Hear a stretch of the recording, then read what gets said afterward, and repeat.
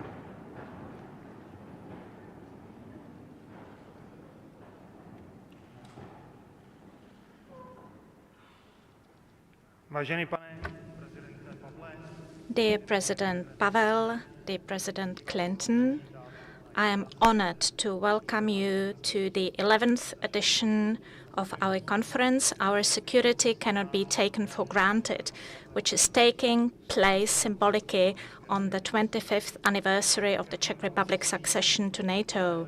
It is a great honor for us to welcome two commanders-in-chief,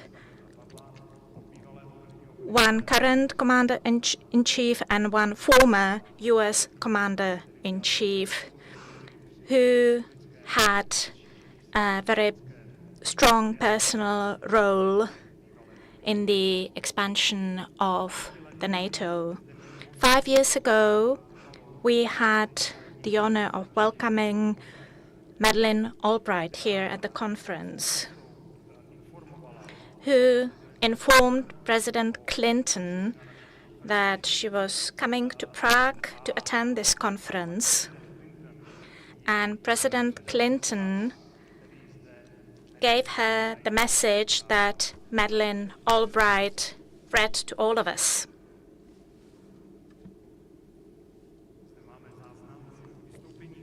This is the recording, and I'm going to quote, "Greetings to all of you who are here in Prague celebrating the 20th anniversary of the Czech Republic, Hungary, and Poland joining NATO.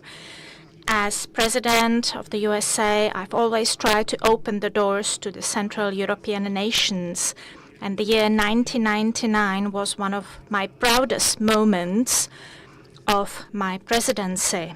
Today, it shows that it was the right thing to do, that it strengthened NATO and improved security in Europe and around the world, especially at the time when we see efforts to divide the world and retreat from humanity. Partnership in NATO is more important than ever."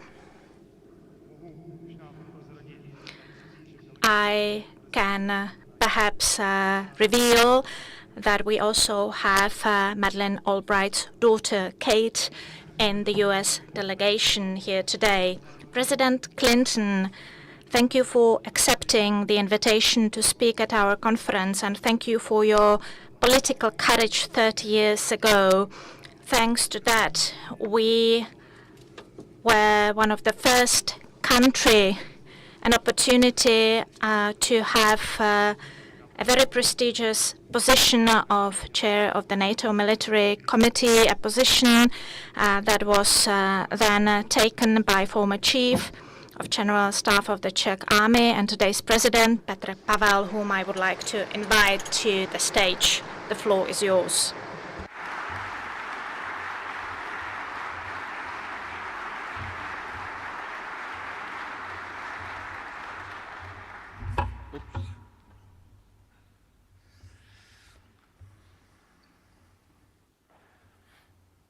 Vážení představitelé, dear representatives of the parliamentary political parties, dear President Clinton, dear guests, to convince the public cannot be taken for granted is a bit easier for the third year in a row. Unfortunately, for reasons that are not too great. Last year, I mentioned how deeply we were wrong in the West when we thought that no conventional war was possible in Europe anymore. I talked about how collectively we overlooked all the warning signs. We wanted to believe in the strength of rules. We were convinced that business and economic cooperation will bring us together and will not make it possible for us to fight one another.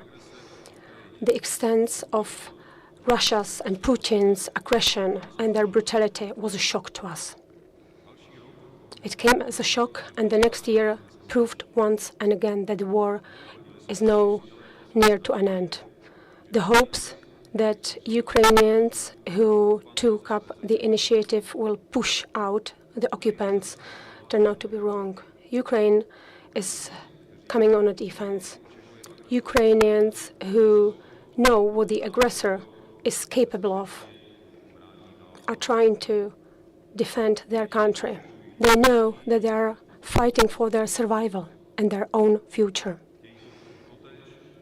They want the same thing that we have always wanted to, the right to live in peace and to freely decide on their future fate. And through this prism, we should look at this year's anniversary. It was exactly 25 years ago that the Czech Republic became member of NATO. And our joining of NATO confirmed that we belong to the transatlantic family of nations. The subsequent peaceful years were easy. They gave us the feeling of security, and it became something that most citizens consider for granted. But then the crisis and trials and tribulations came. We see that Russia never came to peace with its loss of influence. And without NATO commitments, perhaps we too, as well as our eastern neighbors, would have to face the same fate as Ukraine. The fate of Ukraine reminds us of how crucial it was that the political representatives back then took up the opportunity and helped us join NATO. Although it was not for granted too. It had its adversaries both abroad as well as here on the domestic political scene. 30 years ago, the question whether NATO should be enlarged and accept Eastern European states was a question of political debates in the US. The discussions why, if, and to what extent the Central Europe should be integrated into transatlantic structures was lengthy and difficult. And it has an open ending. It was an open question. And today, when we remind ourselves of our accession to NATO, we should be thankful to those who helped us become members of NATO and convinced others that we should be accepted. And that's why I invited Bill Clinton to Prague, the 42nd President of the United States of America and a great friend of the Czech Republic. President, once again, welcome to Prague. Thank you for your energy, for your openness and your optimism. Today, it's been 25 years since we've been members of NATO, and thanks to you and your administration, especially the Czech native and a great friend of Václav Havel, Madeleine Albright. I am honored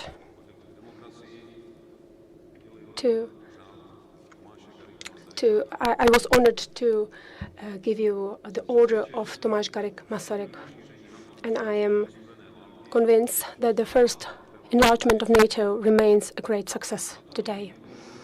NATO, thanks to the enlargement, received new capabilities as well as depth. New members contributed to the alliance and the security of all members, including the US. In between, we proved that we were able to be good and reliable allies, especially in military missions. It is worth mentioning that attractiveness of NATO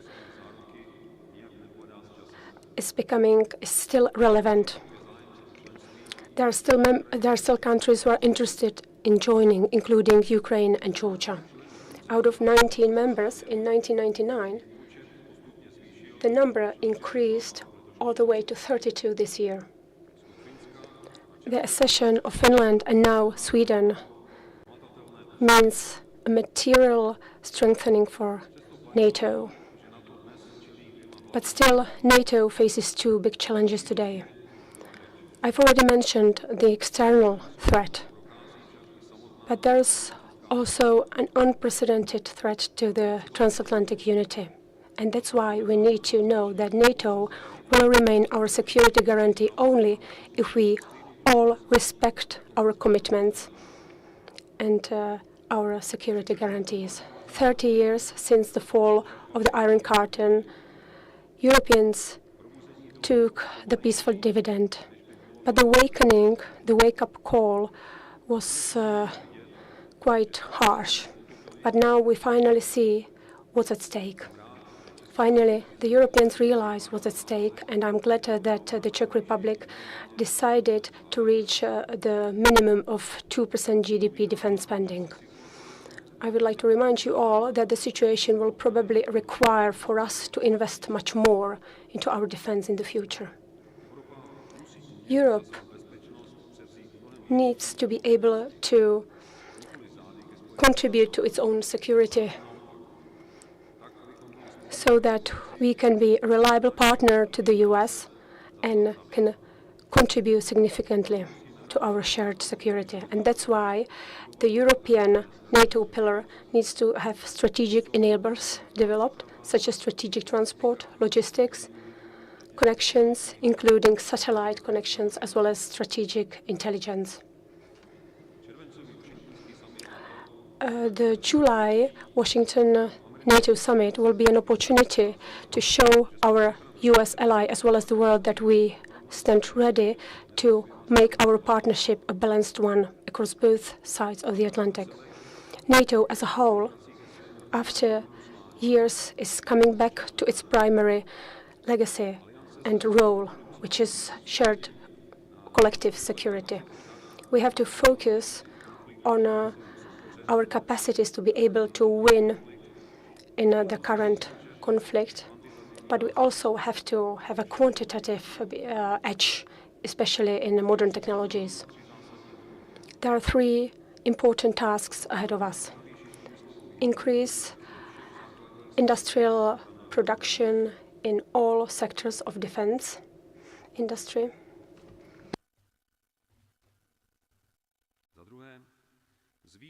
Second of all, increase our battle capabilities and our combat capabilities while using innovation and experience from the Ukrainian battlefield, especially in the area of autonomous systems, and keep internal unity of NATO.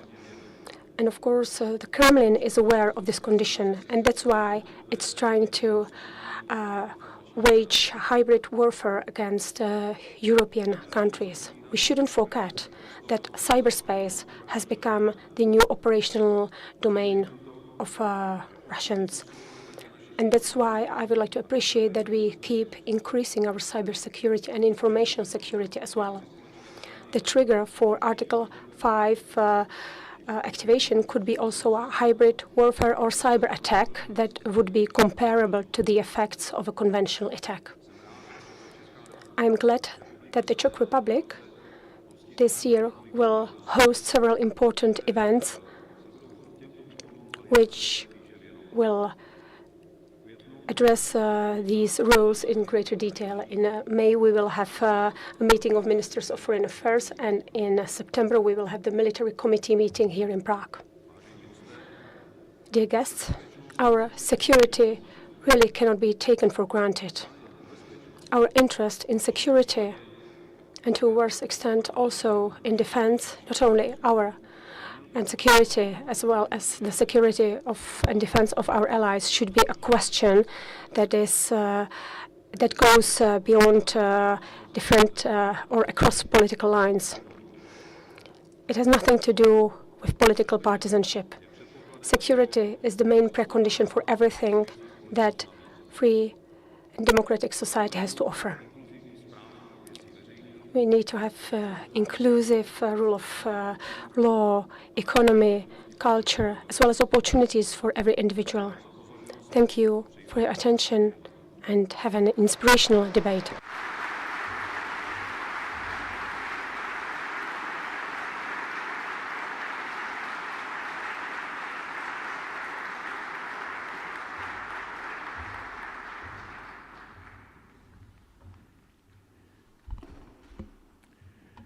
Dámy a pánové, Ladies and gentlemen, it's a great honor for me to introduce to you our keynote speaker today and also our main guest in Prague today.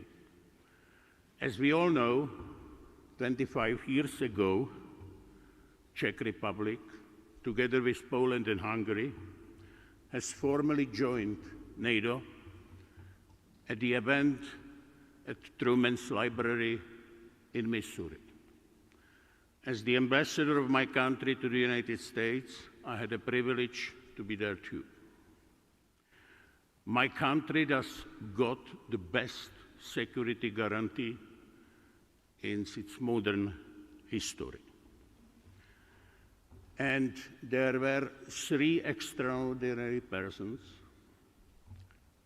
2 men and 1 woman, who helped to pave the road towards the fulfilling our long-time security goal.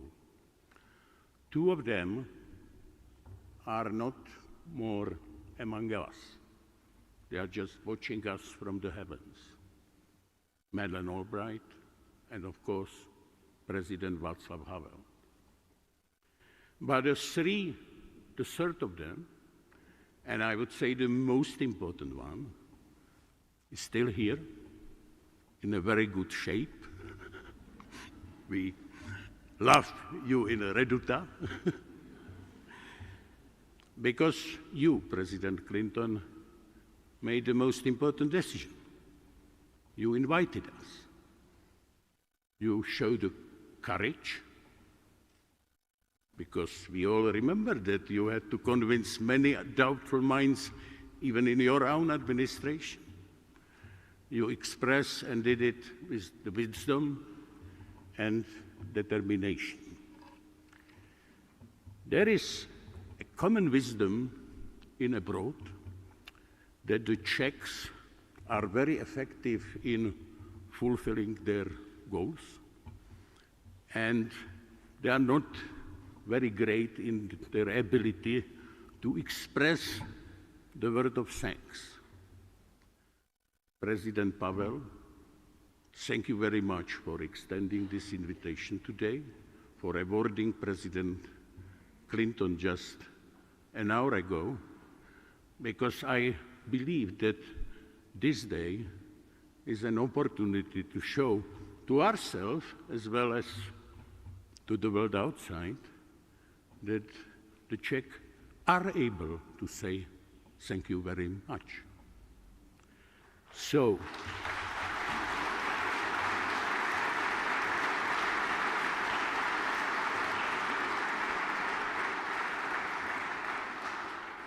dámy a pánové, ladies and gentlemen, give a warm welcome to President William Jefferson Clinton.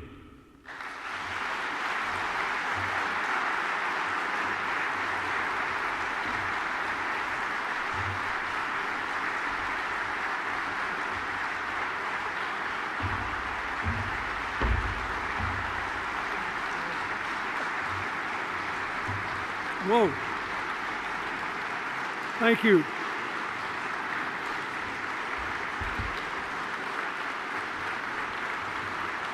Thank you.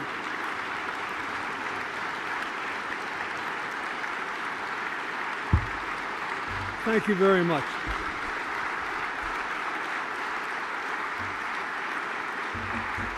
Thank you.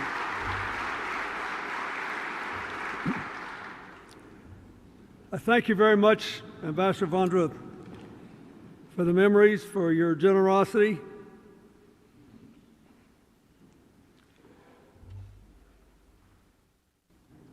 You managed to make me think about all this as if it happened yesterday. I miss President Alville, and I miss Madeleine Albright. But I'm glad that after 25 years at least, I was still standing and able to come and speak for, I hope for them and for all of us who were here. I want to thank Lord George Robertson, former NATO Secretary General, for being here. He was there.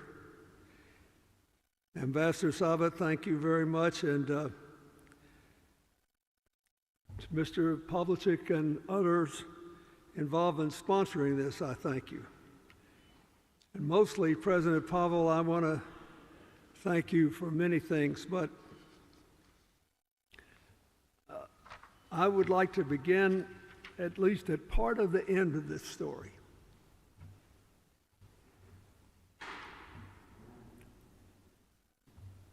When I became president, I wanted to expand NATO, but I knew that even some of the NATO members were questioning it. They were very proud of the military alliance and what it had done to stabilize Europe at the end of the war. And they were uncertain of whether the expansion would be more politics than security. What did it mean? Where would we stop? You know, all the things that keep people from doing things they should do in many areas of life. And Václav Havel was a remarkable man who had a good sense of humor and was not particularly overbearing. And Mr. President, I say this with great admiration, no one would ever make the mistake of thinking that he had been the head of his country's armed forces before he became president. He was a poet, a playwright, with an amazing imagination. But he was adamant about one thing from the first time I met him until I went with Madeleine to your beautiful cathedral to his funeral. And that was that the Czech Republic would never be totally secure unless it was in a network of European security anchored by NATO. And I watched him make arguments for years before we finally worked all this out. But I remember 25 years ago, and I remember earlier than that when we voted to expand. We were 25 years ago, 27 years ago, I think, we were in Madrid voting to do this. And it's funny what you remember since men often don't wear ties anymore, but I'm glad that all of you still do. I still remember that we were in Madrid and that perhaps their most famous manufacturer of ties, Loa, made a tie for all the people who had come to the NATO summit to vote to expand NATO. And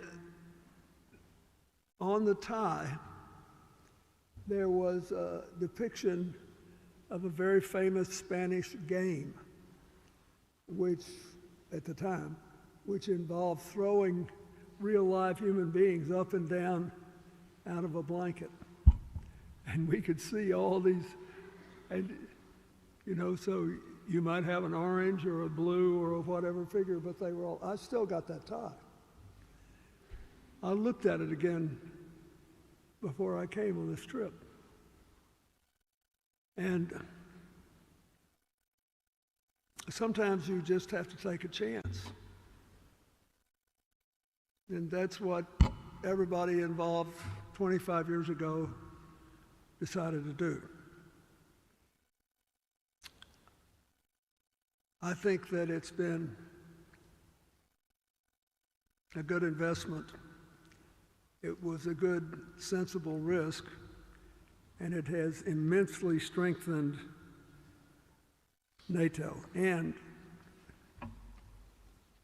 the motto of this conference is as true today as it was then, perhaps more true. You can't ever take your security for granted.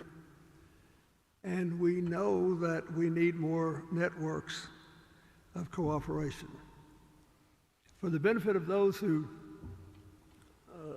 are not Czech, who are here, and anybody who may be covering this, I do think, we have a few people in America, I'm embarrassed to say, who like to appear as if somehow they think NATO's a con game and the United States is giving too much and nobody else is giving enough. It's ludicrous, that position. This is something that is helping us all, and no one today has been more visible. But I want this, since we're here and the Czech government is hosting us, what have you done with your 25 years? Prime Minister Fiala was among the first Western leaders to visit Ukraine after the invasion of 2022. And you, Mr. President, last year became the first to visit the Eastern Front. Over the last 2 years, this country of only 11 million people has delivered more than $2.3 billion worth of military assistance to Ukraine. You were the first NATO member to give the Ukrainians heavy armored vehicles. And now you're leading the drive. I love this. I'm going to have a field day with this when I get home to America, and I'm lobbying the Congress to do our part. You are trying to figure out how to get 1 million artillery shells to Ukraine in a global collection effort that goes far beyond NATO members. Nobody else is doing that I'm aware of. So the most important thing I can say is thank you. Furthermore, I live in a country with 340 million people, and we have trouble managing our immigration problems on the southern border, as all of you know.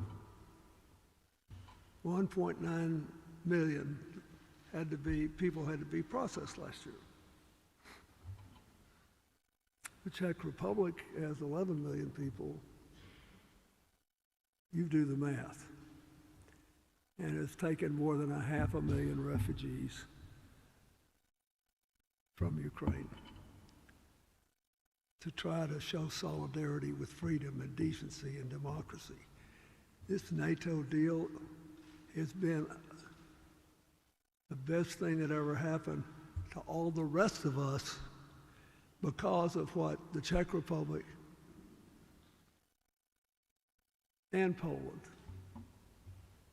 and sometimes more reluctantly, but eventually there, and Hungary have done with it. We did the right thing to expand NATO and to keep expanding it, and now there are more than 30 countries in NATO. So this is a day to celebrate our forebears, say they did a good job.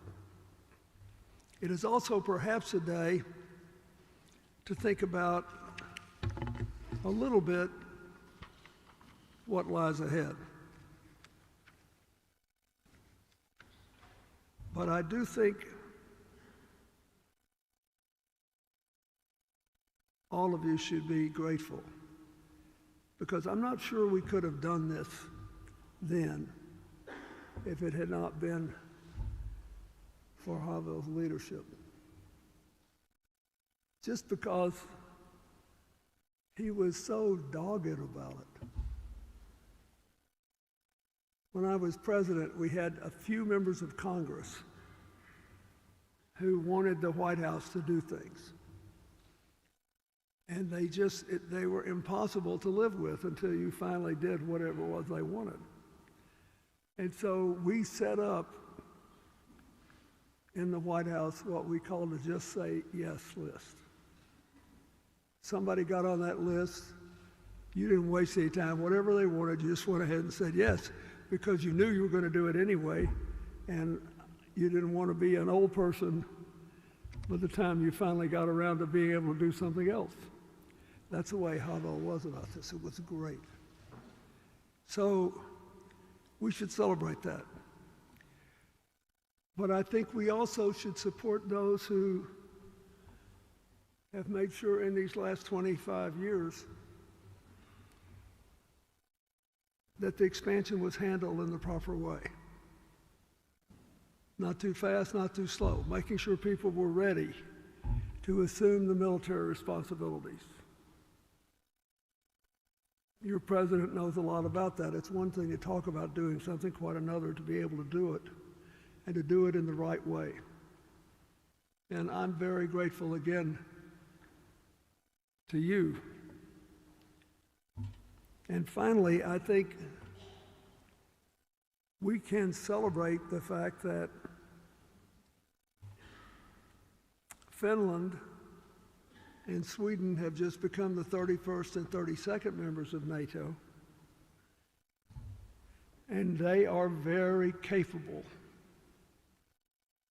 of strengthening our military capacity, our defense capacity.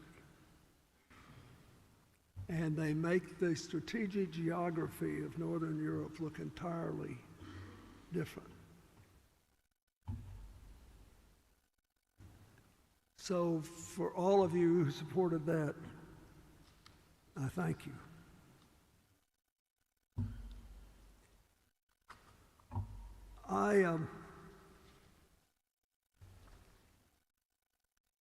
I just wanted to say one or two other things, because I know you have a lot of things to do on your conference.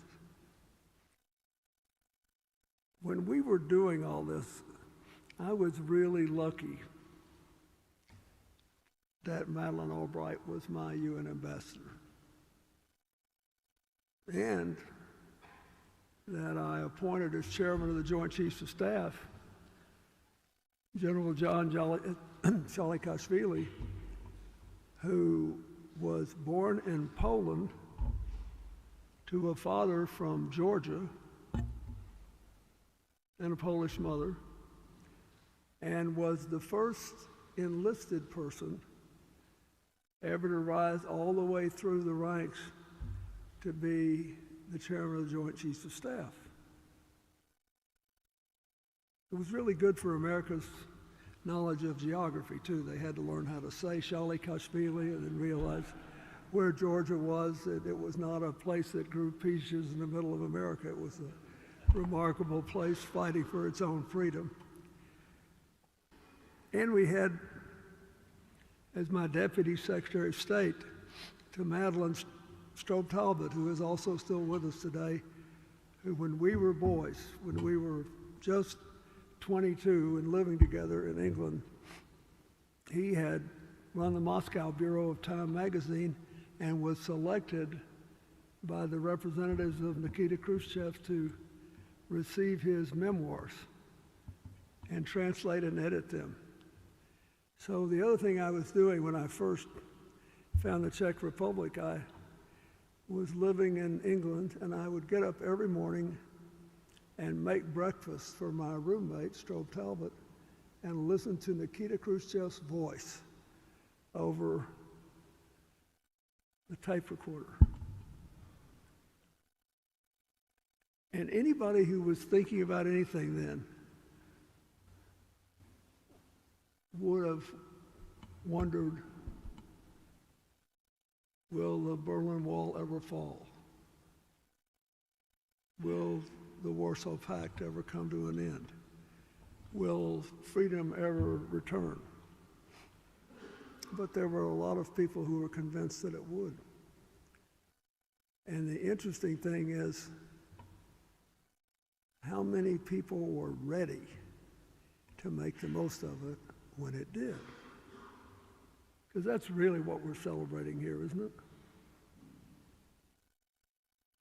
I mean, 25 years ago, you had to figure out what was the next big building block in what would happen after the Berlin Wall fell. And you did the right thing. And it's funny, sometimes I feel like I was just the guy who was along for the ride. I was lucky. I was in the right place at the right time more than once. But I remember 25 years ago as if it were yesterday. And I believed that if we did this right, it would be peace and prosperity for 25 years. And I believed that if Russia made a decision that I was always afraid they would, which is not to keep working together with us, but to try to reestablish in some way a dominant geographical position on the European continent, that whether we did NATO right then would determine what would happen when the crisis came. And I think we should all say, all of you today, you should think about how you feel about all this. And think about the next 25 years. I think President Putin made a mistake deciding to stay for life. I love being America's president. I would have stayed forever if there were no term limits, or until the people defeated me at the polls. But it's better in a free society to extol the system, the values, the rule of law, instead of the dominance of any individual. We should all do our part, give it our best, and go on with our lives as best we can, grateful for the chance to serve. But I just ask you to think about all this now, because he probably won't like my saying this, but President Putin's not going to live forever any more than I am. The last I checked, that we all have an expiration date, we just don't necessarily know when it is. And our job is to leave our children and grandchildren a future better than we had. So I will say this. I do not regret a single minute I spent trying to bring Russia into partnership with the rest of us. And we all know I failed, don't we? But I don't regret it. I met with President Yeltsin 13 times. I met with President Putin when he was prime minister and then president 5 times. We had a NATO-Russia founding act to have a partnership. We gave Russia a vote in NATO affairs early. We offered them the chance to participate. And how we managed the end of both the Bosnian campaign and the campaign in Kosovo, I don't regret any of it. And I failed. Or we did, in the sense that Russia took a different path. But it's important to get caught trying to do the right thing. So there will come another time in the next 25 years, I predict. Maybe I'll be long gone, but we'll have a chance to write a new history. And it'll be better because of the strength of the Czech Republic. It'll be better because you let Sweden and Finland into NATO. It'll be better because no one can claim you're operating from a position of weakness when you hold open the door of partnership. I will always regret that all those years, in the years that I was president, 8 years, I met with the leader of Russia only 3 times less than all Americans had between 1945 and 1992, just in those 8 years. So when I hear all this stuff about how we jam them with the expansion of NATO, that's a big fairy tale. But the people of this country and your neighbors in Poland and Hungary and everywhere else, they deserve the right to be free. We deserve the chance to see Europe democratic and united and at peace for the first time since nation states rose up on the European continent. And as my old friends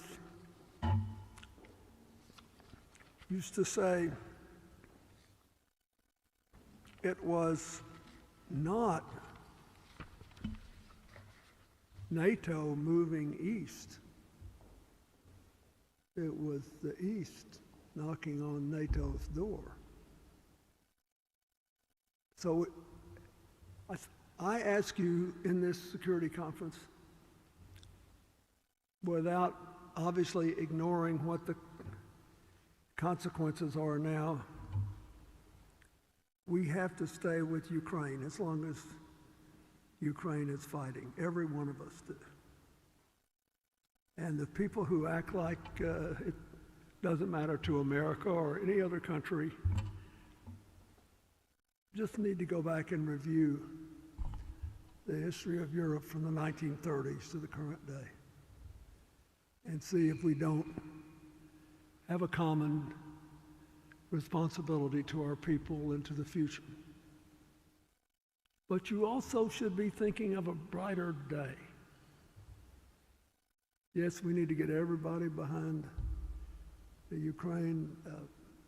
I admire the way President Zelensky and his family and his administration have hung in there. But someday we will have other options. And we need conferences like this to think about, what do we want NATO and Europe to look like 25 years from now? What about 50 years from now?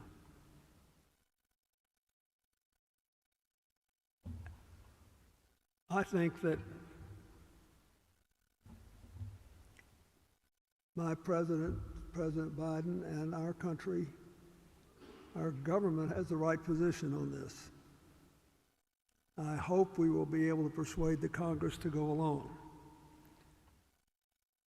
I think we need to make sure people know more about how much stronger NATO is with Sweden and Finland in it, and what a complementary picture it makes.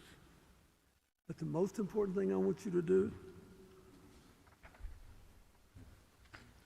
is not be ashamed or embarrassed, even in the midst of this conflict in Ukraine. To imagine 25 years from now. It will help us to hold support for staying the course in Ukraine. If people actually believe that it can be different than it is. I do. I do. I'm sorry that when I was there, I couldn't persuade Mr. Putin to stay with where I think we were going with his predecessor. I did my best. But time and circumstance happens to everybody. You're gonna have another chance. So we gotta stay together, stay with Ukraine, get through it, make sure the world knows how much better NATO is now because of your new members and what's being done, and keep dreaming of a better tomorrow. Remember, Havel was a poet and a playwright, and he had an infectious sense of humor, which he kept even when he was in prison. And he is the only head of state that I ever had ask me when I was invited him to the White House for a state dinner. He said, I want you to get Lou Reed to perform at the state dinner. He was the only head of state who ever asked me for someone who was a rock and roll legend, but everybody else wanted to hear a famous cellist, a famous violinist, see a great actor. Havel knew, as we say where I grew up, where the rubber met the road. Don't forget, NATO lives where the rubber meets the road. So be proud of what you've done, prove that it works, and start dreaming right now about what you hope will happen when this meeting is held 25 years from today. Thank you.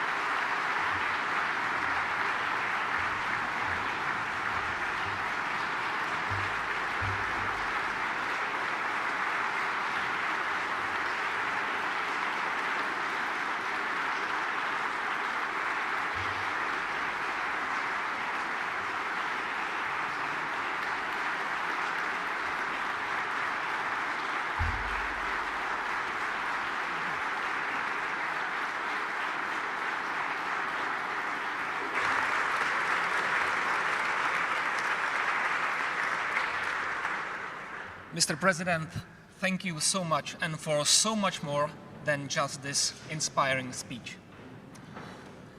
Dámy a pánové, vážení diváci, vážení hosté. Ladies and gentlemen, now I have the pleasure of welcoming you to a very unique panel, unique in the Czech Republic, because the goal of the next panel is clear. If you want to find a consensus on top security issues that are ahead of all of us, then it's already a tradition of this conference that we have a political debate of all leaders that are represented,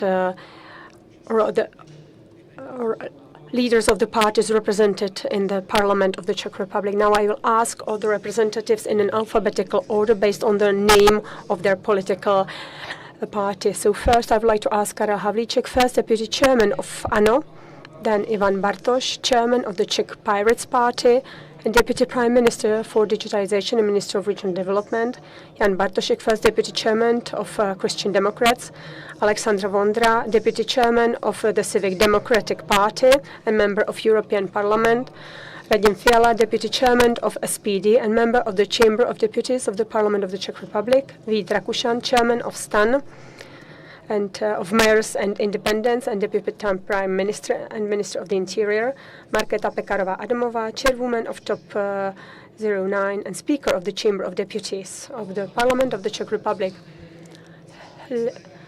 Ladies and gentlemen, take your seats, and I'm glad that we will have both presidents during the first part of the debate, so President Pavel and President Clinton. The first part of this panel has the same form. Each representative of a political party will have 2 minutes to sum up their vision of the security strategy of the Czech Republic. And since our program and our agenda are quite busy, I would like to ask you to stay true to the schedule. And first, Mr. Karel Havlíček. President Clinton, President Pavel, I feel a bit nervous since I'm the first, and we have a lady here, so I would like to ask the lady whether she would like to go first so that I don't feel embarrassed. Okay, so Madam Speaker, thank you for being a gentleman, but I will keep the alphabetical order because we discuss security issues, and in the army, you know, order is of utmost importance. So let's stick to the alphabetical order. Okay, well, so let me start by saying. Starting with the most important thing, 25 years of our NATO membership. I can say it right away. It was the most important step in the independent Czech Republic history. In my view, it's even more important than our accession to EU. Our joining the EU was more of a decision to become member of an economically developed world, but being part of NATO is, in my opinion, a strategic decision to be part of a free democratic world and not hide alibistically behind the curtain of neutrality. And after Russia's invasion of Ukraine, the importance of NATO has increased even more. And it became strengthened with Finland and Sweden joining NATO. And as President Clinton said, it's important to show unity and strength. And it was also important to mention the DCA that was signed between the Czech Republic and the US, and we also have to strengthen the European pillar. That's why we also supported the 2% GDP defense spending. And when our party was at the helm, we also strengthened the defense spending. We increased it from 0.9% to 1.4%. As I'm sure you know, we also promoted inclusion of refugees from Ukraine, also the training of Ukrainian soldiers and so on. But on the other hand, we also have to be critical if we think that something is not right.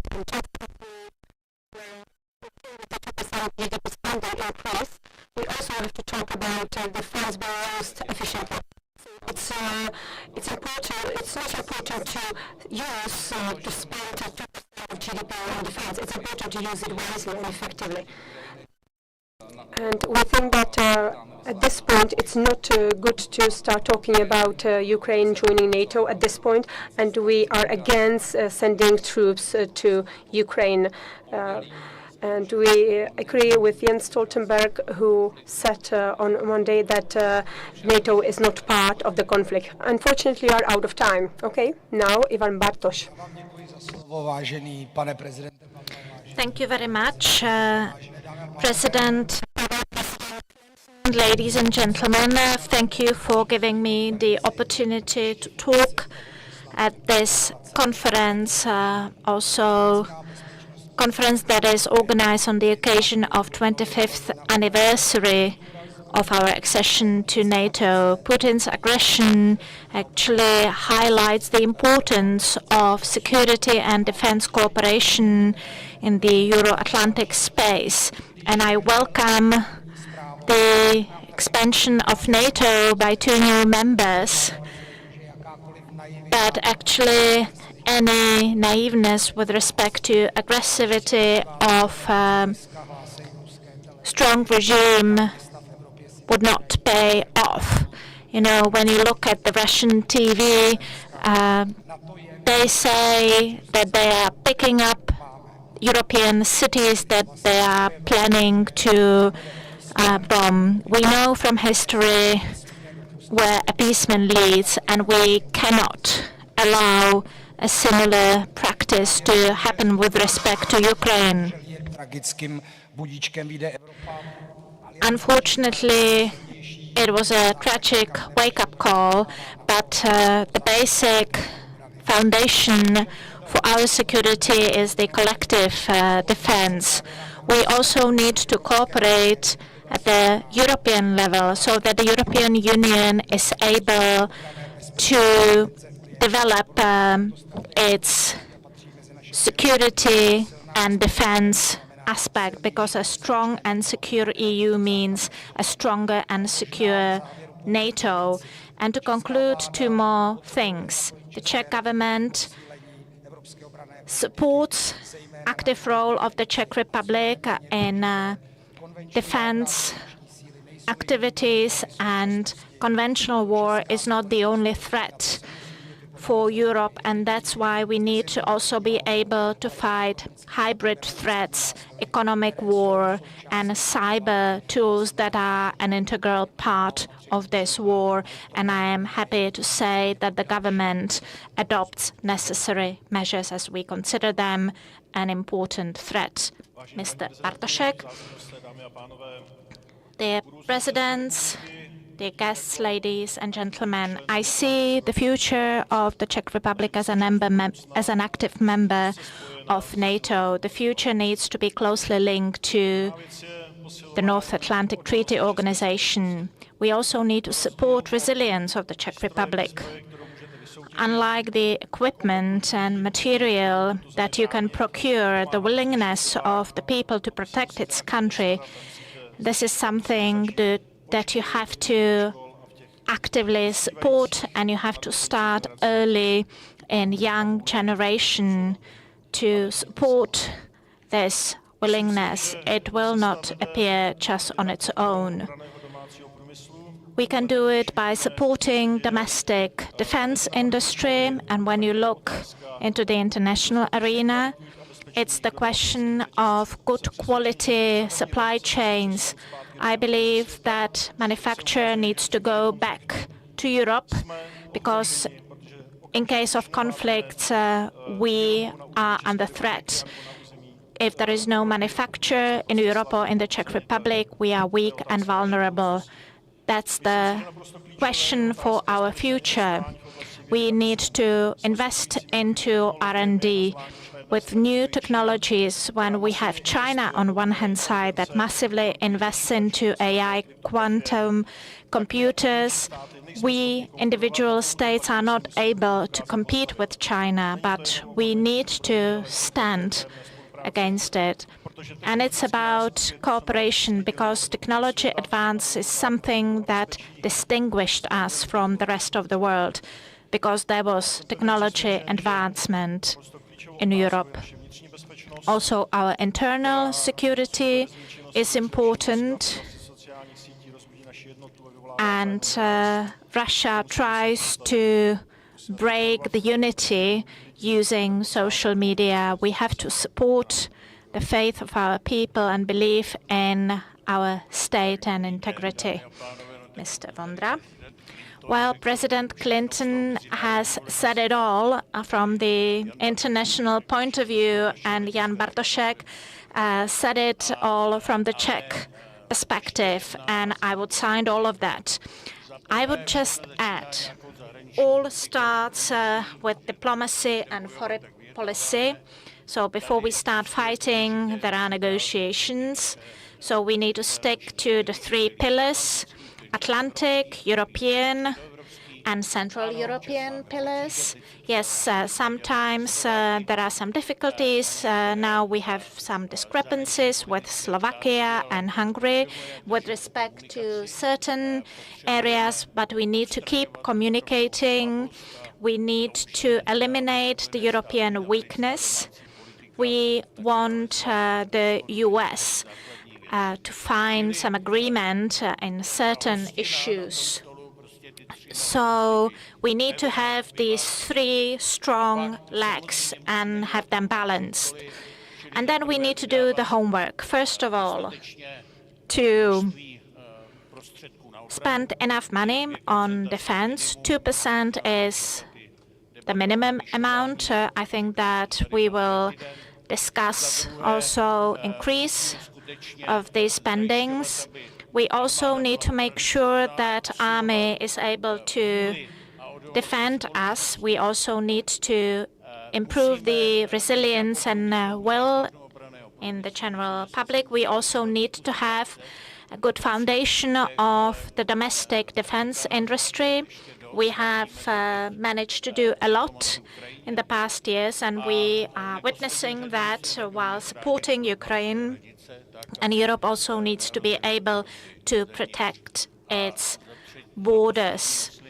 And last but not least, we have to continue with supporting Ukraine and what the Czech government does.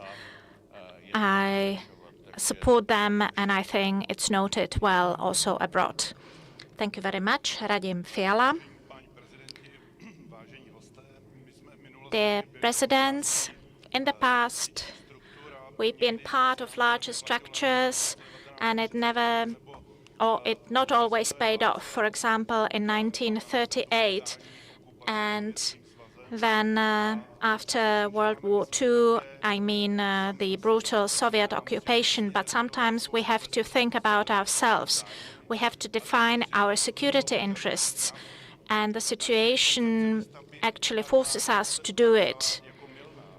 And we are in a situation when the country is in a very weak position in terms of army. It's a destruction of one of the pillars of statehood. And it's a paradox that politicians and political parties during the political crisis that is escalating are talking about a war and possible involvement of the country in the war. Our country must strive for a peaceful dialogue and coming back of stability in Europe. In the past, the term restricted stability was used, and it could be a restricted or limited nuclear war. This is a scenario that is possible and is fatally dangerous for the Czech Republic. Peace has become an unwanted alternative for crisis solution, and strategic failure of Russia is considered to be the right solution. But this strategic defeat is not what we need. We need to freeze the war and talk about peace and negotiate about peace and include all of the parties We need to also have enough courage to change the borders in parts of the Ukraine, the changes that the borders that were created by the Soviet Union. Dear President Pavel, dear President Clinton, I must say I'm an ideologically blind person, and with regard to the previous speech, and I must say we have to promote and support Ukraine until the defeat of Russia. We have to stand behind Ukraine, and it's our commitment to do so. Sometimes we have to, make sacrifices. Sometimes we have to, give up of a bit of comfort and funding, but or money. But still, it pays off because Ukrainians pay with their lives on a daily basis. Their best men and young men are killed every day, and we have to realize that we fight a strong adversary, be it Russia or China, who do not know the difference between private and public interest, between private and economic, and so on. These are people who know no rules. We have to be ready by investing into our security. And I'm glad that our government committed to the 2% GDP defense spending. But we also have to think about our internal security. As our Swedish partners say, it's about total security. We need to make sure we don't have any blind spots. We have to fight off any campaigns, hybrid warfare, and so on. We have to invest into our integrated rescue system, into education of our young people so that they are able to do crisis management and are able to react to various types of crises. 25 years ago, we joined NATO, and we expected to receive a sense of security and safety, and it all have been fulfilled. And I would like to thank everyone involved. But I must say that we did not expect one thing, and this was conventional war in Europe. But it still happened, and thank God for NATO, for having strong allies. And last but not least, Madam Markéta Pekarová-Adamová. Dear President, ladies and gentlemen, today we mark not only 25 years in joining NATO, but on Friday it will be 85th anniversary. And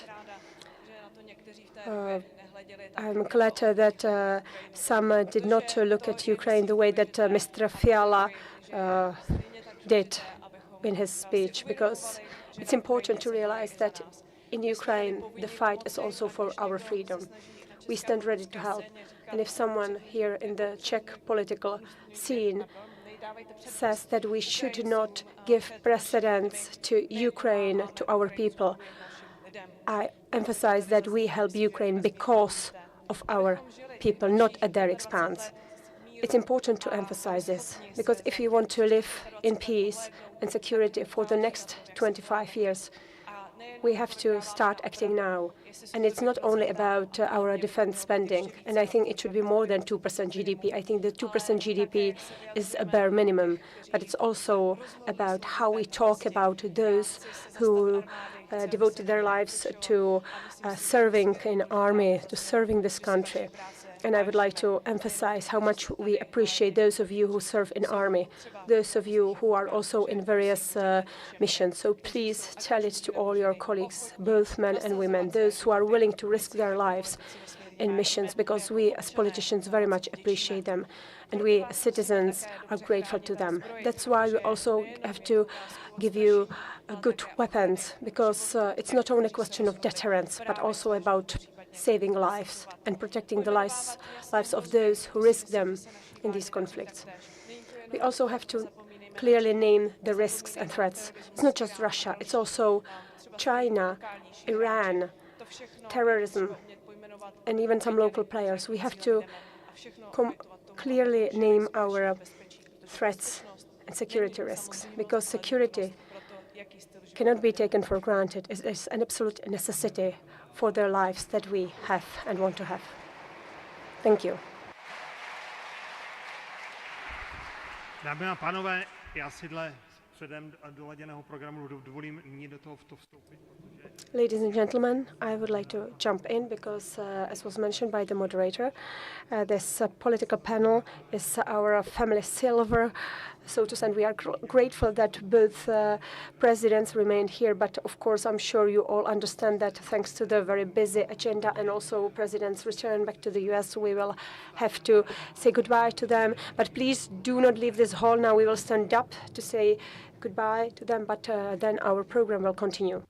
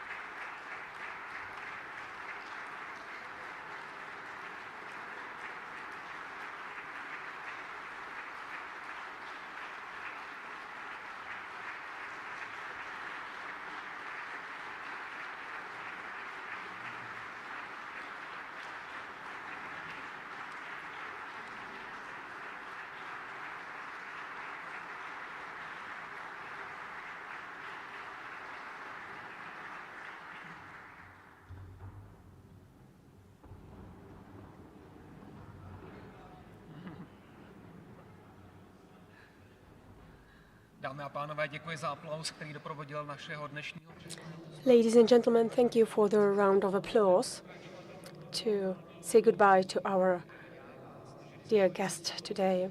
Now I would like to ask the panelists to answer a set of questions, let's say, by using the signaling flags. Green is yes, red means no, yellow means abstention. And I would like to ask you to vote to make it clear what your position is to the audience. And we can then discuss the answers later on. The first question, has NATO enlargement strengthened the security of the Czech Republic? We can see clear yes, clear unanimity. Question number 2, should the Czech Republic stay member of NATO in the future? Okay, it's more difficult now. Question 3, do you agree that the Czech Republic should have 2% GDP defense spending?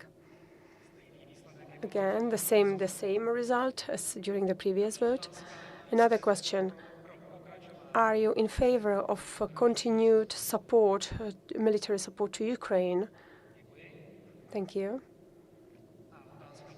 And the last question. We're talking about historical enlargement of NATO. Are you in favor of Ukraine becoming one day member of NATO? Thank you. Thank you. I think you've all seen how the panelists voted. And now we stand here to remind or to mark 25 years since we joined NATO, and on the 4th of April, NATO will mark its 75th anniversary. And if we look 25 years ahead of time, what should the alliance do in order to be successful in the face of the challenges to come? Well, I think it's important to continue the current trend. I think nobody unified us just like Putin did. It was thanks to Putin's aggression that we have 2 new members. And it's glad that we are able to use this unity and resolve, and we should continue this trend. It's very important for us to continue investing into our security, and the 2% should be a very minimum. And it should be not only so in the Czech Republic, but in all allied countries. So the 2% should be the floor, not the ceiling. It took us a long time to achieve. And it's But it was in peaceful time, and now we are in the times of war. That's why we should increase the spending. And we should continue with the enlargement. When you ask about enlargement and inclusion of Ukraine, I think here in Europe there is no country that would have more experience with war and with fighting. And that's why we should do everything in our power so that once the war is over and Ukraine prevails, which I hope it will, Ukraine can become another full-fledged member of NATO. Because now it is Ukraine that fights off the biggest threat in our continent. So Ukraine not only deserves it, but it's necessary for Ukraine to join NATO at some point. Of course, we should talk about the quality and modernization of equipment and of defense systems and so on. So I'm not the best person to discuss these things, but generally speaking, I think we should modernize to be able to react to all the problems and to all the threats and challenges ahead of us.